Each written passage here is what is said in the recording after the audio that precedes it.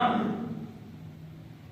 اللہ تعالیٰ کی توفیق کے بغیر ممکن نہیں۔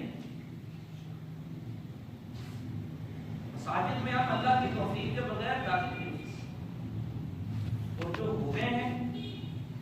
ہو رہے ہیں، بار بار ہوتے ہیں، مسجد میں آتے جاتے رہتے ہیں، آگے چلے گئے اس طرح وہ آدمی سمجھ لے کہ اللہ تعالیٰ نے میرے ساتھ بھلائی کا ارادہ فرمایا ہوا ہے،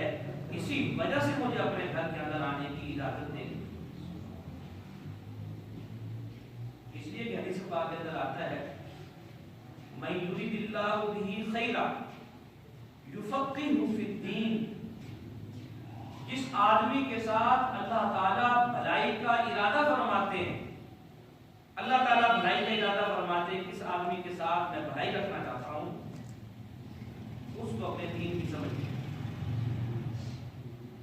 اس کو دین کی سمجھ دے دیتے ہیں، کس کو دین کی سمجھ دے دیں، تو جس کو دین کی سمجھ آ گئی سمجھ لو اللہ نے بھلائی کا ارادہ فرما دیا۔